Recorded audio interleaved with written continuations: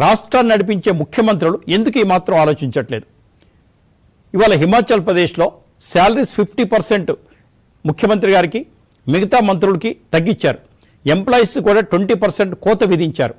ఇది అన్ని రాష్ట్రాలకు వర్తిస్తుందంటే వర్తిస్తుంది. రోడ్లన్నీ టోల్ గేట్స్ పెట్టేశారు. హాస్పిటల్స్ అన్నీ ప్రైవేట్ అయిపోయినాయి. స్కూల్స్ అన్నీ ప్రైవేట్ అయిపోయినాయి. ఏ కార్యక్రమం అయినా ప్రైవేట్ అయిపోతుంది. మరి ట్యాక్స్ ఏమవుతుంది? కట్టిన ట్యాక్స్లు ఎవరికి వెళ్తున్నాయి? విద్య, వైద్యం, న్యాయం ఈ మూడే ప్రజలకు ఫ్రీగా ఇవ్వాలి. మిగతా అన్ని కూడా కొనుక్కోవాలని చెప్పారు. ఈ మూడు తప్ప మిగతా అన్ని ఫ్రీగా అవుతున్నాయి. విద్య ఫ్రీగా ఇవ్వండి, వైద్యం ఫ్రీగా చేయాలి, న్యాయం ఫ్రీగా రావాలి. ఈ మూడు మాత్రం అందట్లేదు ప్రజలకి. చాలా సంక్లిష్ట పరిస్థితుల్లో భారతదేశం వెళ్ళబోతోంది. సంపద సృష్టించండి, దాంట్లోంచి కొంత భాగం తినండి. దయచేసి ఆర్థిక మంత్రుల్ని మొట్టమొదటిగా నిలదీయాల్సింది ఏంటంటే, మీరు అప్పులు చేస్తున్నారు సరే, ఎలా తీరుస్తారో చెప్పండి. సంవత్సరానికి 70,000 కోట్ల రూపాయలు ఇంట్రెస్ట్ కడుతున్నారంటే ఏమైపోతాం? రాష్ట్రం వెనుజులా లాగా అయిపోతారా?